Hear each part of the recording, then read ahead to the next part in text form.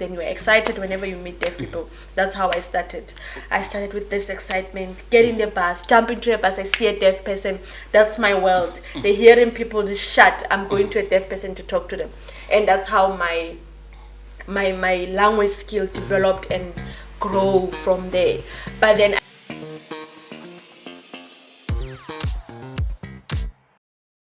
Dumela Mpho. First, please show us your sign name for the people at home to understand who you are, and then you will tell us about your story.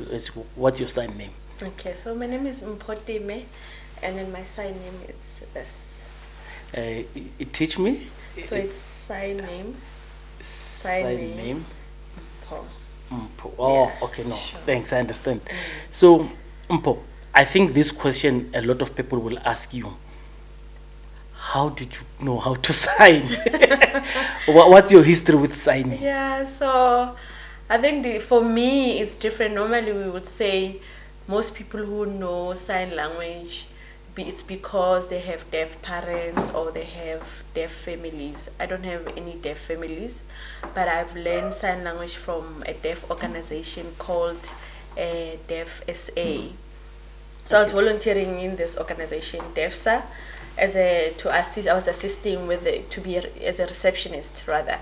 And then when I go to the organization, it's a very interesting organization. Everybody is signing, and I'm like, whoa, how am I gonna work in this? How am I gonna work in this organization if I don't know sign language?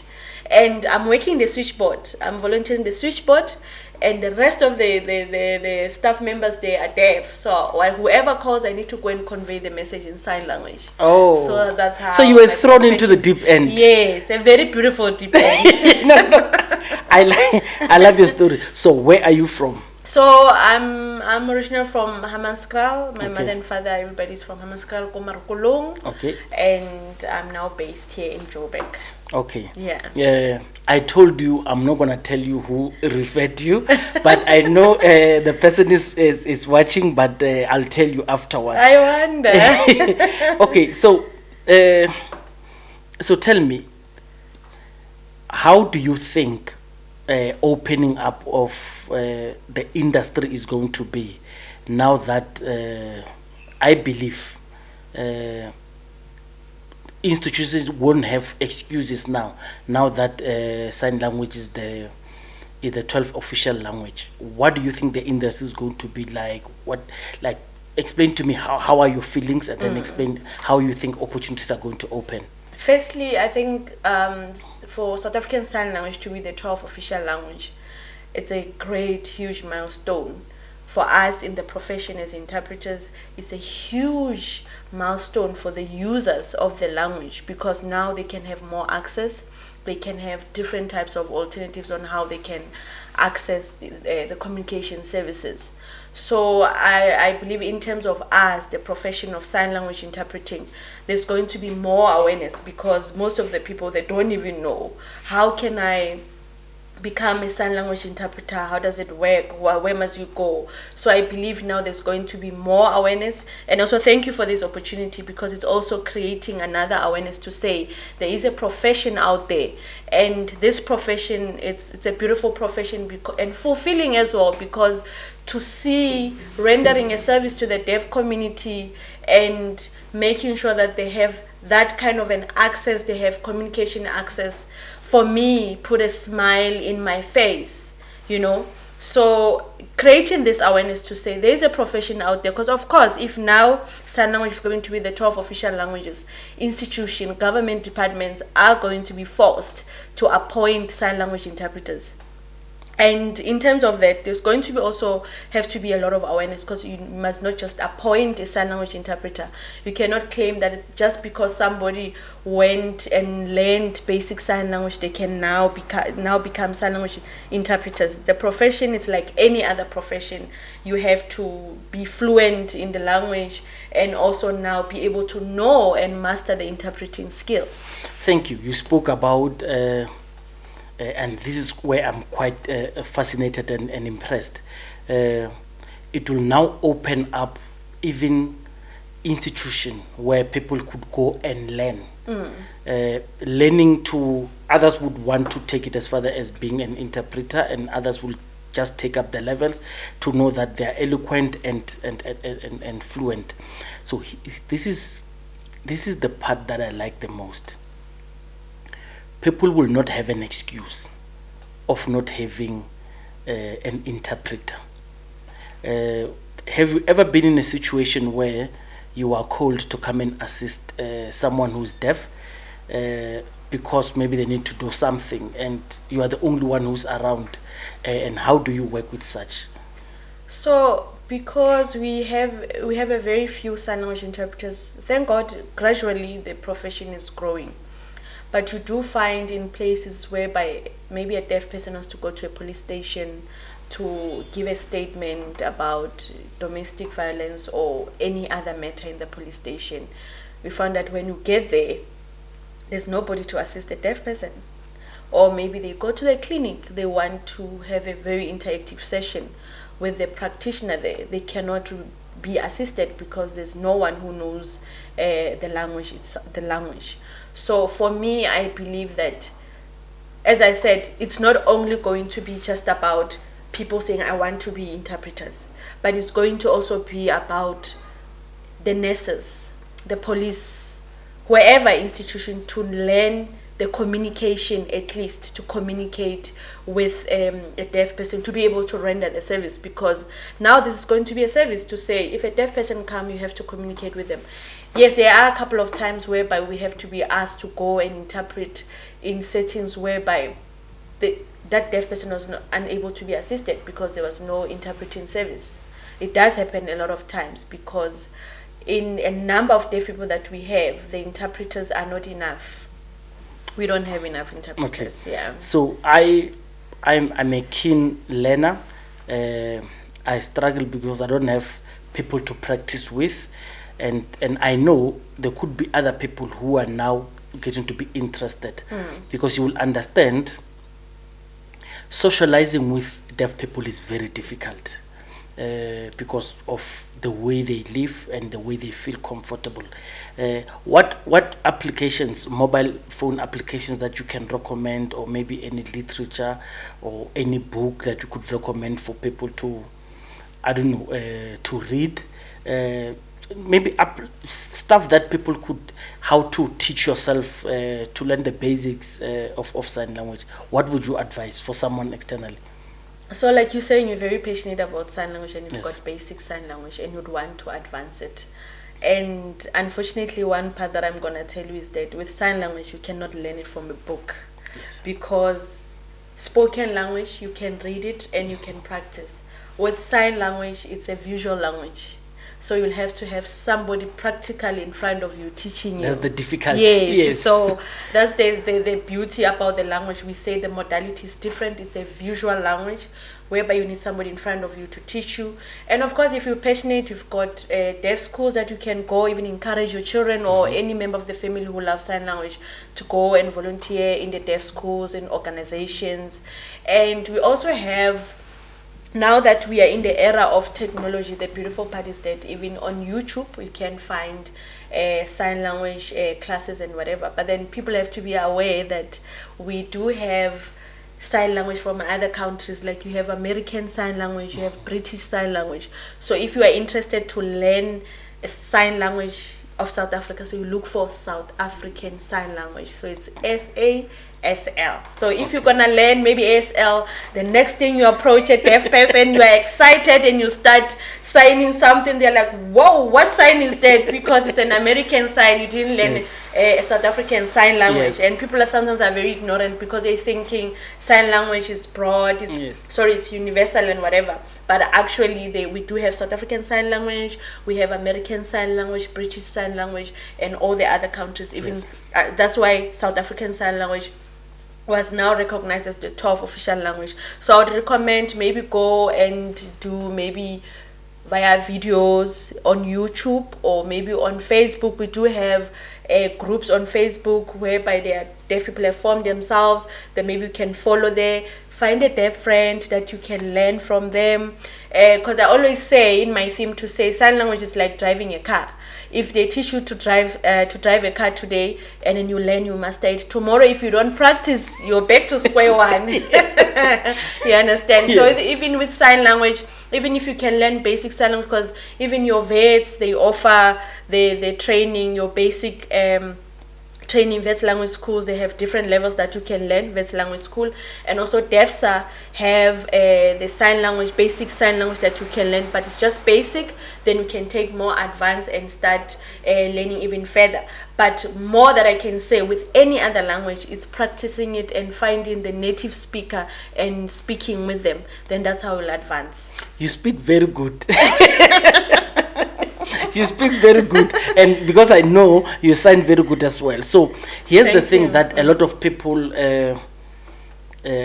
including myself, I think even when you start, you have to learn this culture, and it's a very difficult culture. There are things like, the ethic that you need to do with sign. You can't sign with maybe looking away. You need eye contact and stuff like that. So just tell me about the culture and maybe socialization of maybe the most basic ones, and it's very difficult because you are not deaf. What would you say? What would you advise people? Like, for example, there are a lot of rude things. If you don't have a friend, you would not know what are the things that they consider rude. There are a lot of rude things people do, but they do not know. On top of your head, what do you remember as someone to teach someone the culture of deaf people? Okay, no, thank you for the question. As much as it's going to be suitable for a deaf person to Yes, answer it, I'm also glad to answer it from a hearing perspective, from an outsider who has become part of the deaf community now. To say, obviously you cannot learn the language and not learn the culture. Yes. Like any other language. Yes. If you learn Indeed. Chitsonga or Sivenda or Chitsonga or any other language, you have also to learn the culture. Yes. Because in Sivenda, you cannot, as a woman, I cannot say nda. I need to say ah. It Yes. forms part of the culture. Of course. Yes. So even with South African Sign Language, as I said, firstly, because it's a visual language, when you talk to a deaf person, you have to keep an eye contact. And that's why I'm used to it even now. You can see I'm not looking at it because I'm so used to keeping eye contact. And in the black culture, it's also wrong to say, why are you looking at the man? Yes. Yes, but in the deaf culture, eye contact is very important. Looking immediately when you break that eye contact, you look away. You broke the communication, and some deaf people can become very upset with you. Yes. Because that is the crucial part of the language that you know that you are engaging in. Another one in terms of the culture is that hearing people, they tend to think that if I want to get the attention of a deaf person is to throw something. Ish. And you're not allowed to do that. You cannot throw stones. You can rather maybe wave. If the person is far, maybe ask then somebody who's next to the deaf person to say, can you just tap her or tap him to look at me, and then you can start talking. You can tap the person on the shoulder. Also in terms of tapping is allowed, but there's certain places that you're not allowed to tap. Like on top of the head, you cannot tap there. You can shoulder, especially if you have in terms of the relationship, it's somebody that you don't know, it's not your friend. So its shoulder is a safe place, in a very kind way. Not it's painful. So very kind. Then the person will turn and look at you. Then you can talk to them. And we found that most hearing people when they talk to deaf people, they are scared to approach them. And there are so many ways. Deaf people are very versatile, very flexible. As long as you are keeping eye contact, some of them, they can lip read, some even if they can't, but as long as you are taking the initiative to talk to deaf people, then it's beautiful. Unlike just shying away to say, yo, I don't know that language and whatever. It's no longer that language. That language forms part of South Africa, so we have to stick to it here. Indeed. So when you were learning, I want to continue back to culture. What are the things that you were told not to do? Because I feel they are not all of them, and a lot of people would want to participate. Because, for example, I was told it's you are left-handed. Yes. And I was told, as much as you want, even if you are left-handed, try to keep it right, because majority of the alphabet come from right because it's the dominant hand. But I've soon realized that even with your left, it's your dominant hand. Sign with it, people would understand. They would not confuse Yes. it, and stuff like that. It's within the culture. Yes. What have you? If you want to leave it from there, so we could talk about other things, it's fine, because we're Yeah. running out of time. So what is it that you want to emphasize more on? I think for the main eye contact, Eye because with the contact. eye contact, Yes. the communication is there, but Yes. because you're not, because remember, hearing people, we like Yes. to talk, la, la, la, la, you're looking away, and with a deaf person, hold on, look at them, Yes. eye contact. In terms of the dominant, I like what Yes. you just said, to say you even know about the dominant hand. Yes. Left or right, as long as it's one of your hand that you're using, dominant hand, it's fine.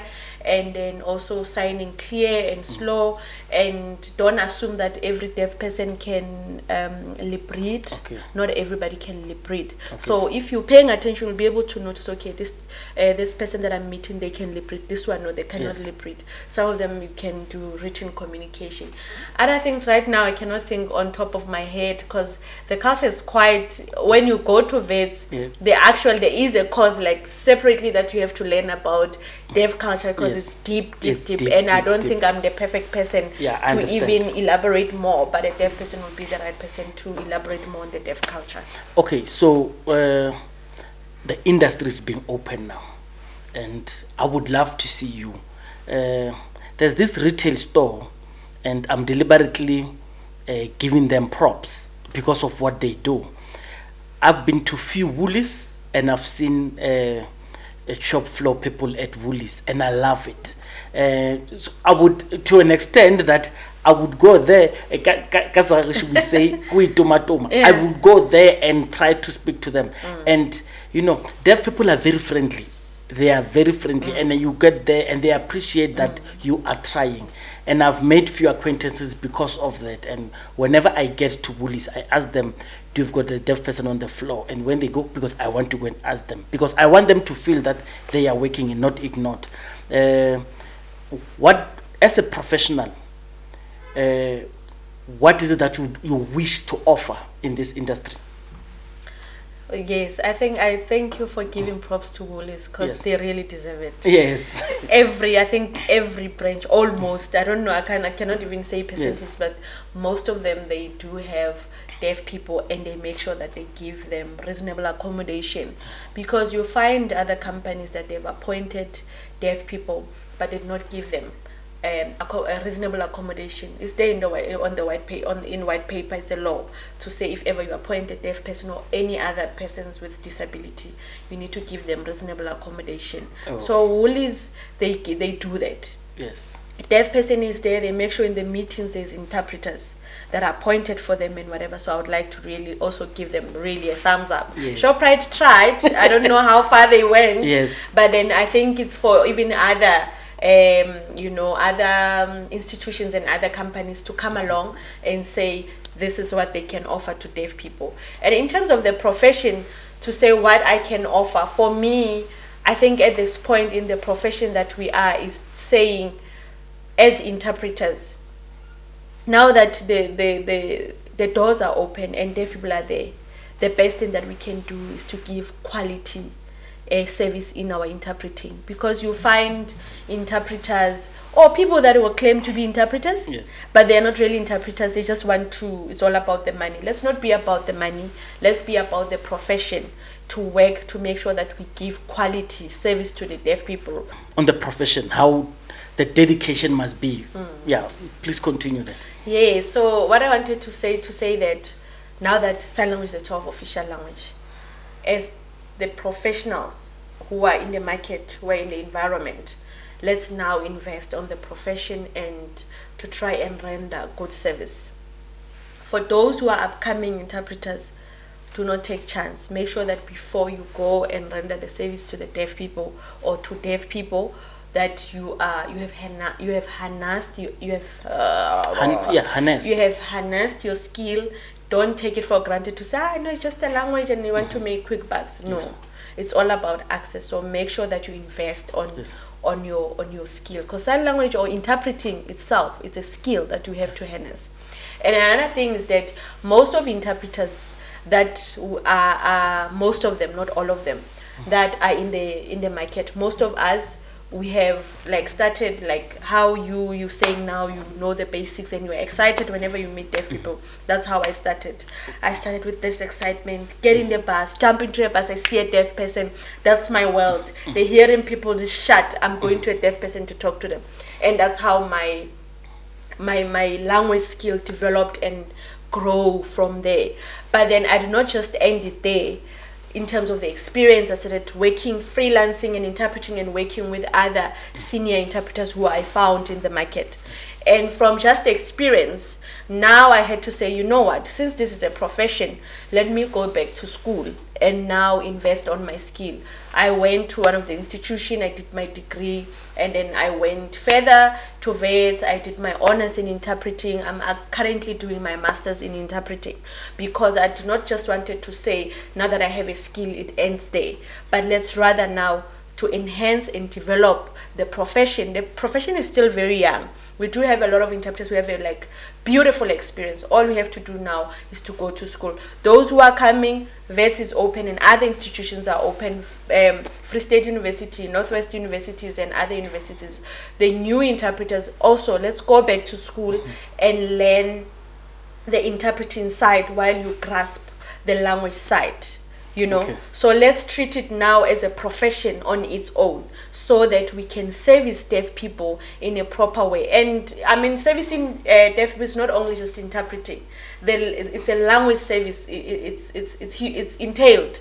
You have your translation services, which maybe even government now they're going to ask us to do that, to say if there's a document we have to translate it. Translate meaning record yourself interpreting that, you know, or maybe you find other TikTok videos that we have to translate them and put it a video and interpret those videos and whatever. Even other services that I cannot think of, your transcriptions and whatever. There's so many that deaf people, they can have access. So this profession is not just the interpreting. It has so many components that we can invest, go to school and invest. Let's not neglect the school part. Yes. Because the language itself you can grasp everywhere, from the deaf friends that you make, from the organizations, from when you meet deaf people. But let's now go back to school, and so that we build a profession that is ethical, a profession whereby even the other generation that are upcoming, that we build a legacy for them. You know, yeah, that's what I wanted to say. Okay, no, thank you for that. I know Philadelphia, I know Good Running School for the Deaf, I know Trans Orange School for the Deaf. So those will be, as you would understand, the most common ones for Rena African people. And I would understand, it's an assumption that there are maybe other schools. There's a lot. Yes, especially for a different pigmented people. What are these schools? At the top of your head, do you remember them, so people would see their options? If you could start from, for example, in Limpopo going down, anything that you could remember, that you could have people to understand that. Even if I'm hearing, but I need to know where around is this. Yes, you can continue. So I think on top of my head, here in Gauteng, I think we have what? I'm not sure, maybe 8 schools, because we have Dominican School for the Deaf is based in Hammanskraal. We have here in Joburg, we have in Dobsonville, in Soweto, we've got Sizwile School for the Deaf. In Rosebank, we've got St. Vincent School for the Deaf. We have, did I say 6? Now I'm still on 3. That's right. Anything that you remember on top of your head? I'm thinking now here in Joburg, what else? How can I forget? There's so many schools. The beauty is you could give me the list afterwards. Yes, I just want to check the one that you've got on top of your head. Then in terms of Limpopo, we've got Bosile School for the Deaf, and then in Durban, as Tulfel has already mentioned, we've got Fulton School, Dominican. Every province there are schools, but though they are not enough. Yes, I must say they are not enough. I agree with you. Because you find a parent who is in Joburg having to send their children somewhere out of the province. Yes. It's better, but we can do much better. And then also, let me not just sell the profession of interpreting as the only profession that we can, that if you learn sign language, that's the only profession in terms of interpreting. We have teachers who can learn sign language so that they can be teachers, educators, who can be educators in these different deaf schools, because we've been having a historical problems whereby you find there's so many hearing teachers, they go to deaf schools and they don't know how to sign. So if there's any young person out there who's like sign language, maybe you can put it together and then you be an educator, you can be a psychologist. You can imagine it, any deaf person who wants to go and see a psychologist. How are they going to communicate with a psychologist? I guess not even, but even a nurse, even a doctor, all of them, this has to be a requirement. So when you see your client, how are you going to speak to them? So I think educator, I mean, those are not the direct ones whereby you have to teach a deaf child. The scope is huge. The scope is huge. It's quite huge. It's not just interpreting. And then what else? Psychologists, teachers, lecturers. No, the scope is quite huge. It's actually counselors. There are people who works in court, who work with children, intermediary, but then we ask yourself, if it's a deaf child who hasn't encountered any problems, how are they gonna be assisted if there's no deaf person? Sometimes via the interpreter is not so comfortable. It's better to have in 101 and a deaf child can be comfortable. Another thing before we can end that I want to say is that even the parents, you find, parents before, in the olden days, if you give birth to a deaf child or a child with any other physical disability, not physical any disability, then they will hide the child. And this parent, you find parents who have deaf children, but they don't know how to communicate with them. So now that sign language is the 12th official language, now it's also up to the parents to say that they need to be out there and then they need to learn the language and be able to communicate with your child. Imagine having a child, but you cannot communicate. And remember, as we learn and study, to say there's also a critical age of a child, to say from 0 to 3 years. That's where a child needs to learn a language. But then for a deaf child, it's a problem, because at home they cannot learn any language if they are deaf. They only learn it maybe at 5 years or whatever age at school, which is not nice. So this thing, it calls every individual, every community member to learn the language, so that when you go to the shop, when you go wherever, you meet a deaf person and you communicate with them. But other than that, for my profession, for my interpreting, I say let's invest on our work and let's establish ourselves, so that now we can structure ourselves, so that our profession can be structured. Because there will be other chances like your Janchi who came in and they thought they were interpreting and they were not interpreting. But then I still say with Janchi, with the horrible things that he did, he still gave us, in a way, awareness. Because at that time everybody was like, they're just there on the box and throwing hands. But after the Janchi stories, everybody paid attention to sign language interpreters. True. I agree with you. And here's the thing. So I know CODA, child of a deaf child. Child of a deaf adult. Deaf adult meaning the deaf parent. So here's the thing. What is a parent of a deaf child? Does it have an acronym? What is a what now? A parent of a deaf child. Does it have an acronym? No, we don't have any acronym. I think the CODA thing was coming from, isn't it? Now we have different interpreters. That those interpreters or even coders who come in to say, I've learned the language from home and whatever. But then for the other way, we don't have the other way around. It's just a child and that's it. I've got a friend of mine whose child is deaf. So the difficulty I cannot imagine, and the responsibility, of course, it's very difficult. What kind of support is available for parents who raise a child like that besides the schools? What kind of support is there? Because we spoke about the social interaction among people who are deaf. They are not like us hearing, and people who are hard of hearing. And at some point, I'm not a good. I'm not good as well, and I think I'm losing my hearing. So you should learn sign language very fast. So I just want to understand within what kind of support are they? Do they have school? Do they have got tournaments, school interactions where hearing people can participate? Like, I'm talking about things that are in their community, but their integration is allowed. Do you know of such? For who now? For a parent or for a deaf child? So no, I'm talking about like a support for someone who's hearing. But there are things that are done in the deaf community that are free. When I'm saying free, I'm talking about free interaction where the hearing could go and participate as well. This is to infuse the two cultures and the two communities to mix. Because I understand it's a very lonely thing. I did a podcast of a autistic child whose parents talk about the difficulty of having someone with autism. So for a parent who is, what kind of supports are there where they could meet other hearing parents and they could talk? I mean, they relate. Do you have any?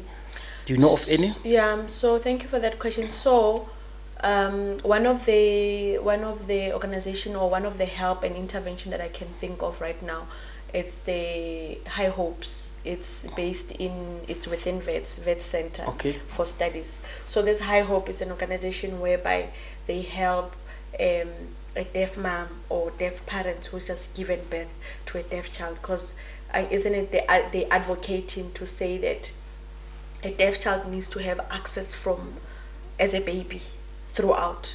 So they support the parent so that the parent can already give the child or a baby the language. So they have your mentors. There will be a hearing mentor and also a deaf mentor. So a hearing mentor will go with a deaf mentor and go to the parent firstly to assist the parent, because sometimes parents are in denial. They feel like they've done something, maybe they are cursed and whatever, all these cultural things that are there. So there's the first thing, they support the parent. From there, then they find out what are the alternative communication that a parent chooses, whether they want the child to learn sign language or other means. Then they'll give them options like that, And then from there, so I can think of High Hopes, and I can also think, and I think there's also other organizations such as I forgot the organization. It's okay. What we can try is we can write them. Yeah. So that organization also assists. They've been assisting and conducting workshops to parents who have deaf children. They'll do some workshops and teach parents basic sign language, and I think it's been running from last year. So that's one of the supportive measures that they do. And another one is also, it's not upon organization to say, hey, here we are. Also as a parent, also it's your responsibility to say, where can I go for help to make sure that my child grow up or ali sharp or anali access to communication and all that. So parents can go even to the schools and volunteer and find other means meant to be able to have the language so that they can support their child or their babies. Okay. Any other one is also schools, because as you were saying that deaf people, they have different cultures. So mainly because of the historical discrimination and whatnot, the participations and whatever, it's now in the deaf schools. So for a parent who's willing is now to go into the deaf schools. Deaf people, they have so many things, your deaf Olympics, your sports and different kind of sports, but they are mainly in the deaf clubs or in the schools. Yes, so that's where they can really go there and be able to support their children. And I guess once they are there, then that's where they can also meet other parents who have deaf children. And to be able to see that it doesn't matter whether my child is deaf or not, that child will be able to prosper, will be able to progress in life. The only issue is the deafness. You give them access to language as early as possible, early intervention, then they are good to go. They are a child like any other child. Mpho, thank you very much for coming. You are a speaker, I'm a speaker. We'll continue talking forever, but I'm closing this because I want to share information. But I'm understanding the person has to interpret what we are saying. Yes. So it might be very long. Yeah. So thank you very much for coming. So thank here you. we do this. Don't even say. Thanks.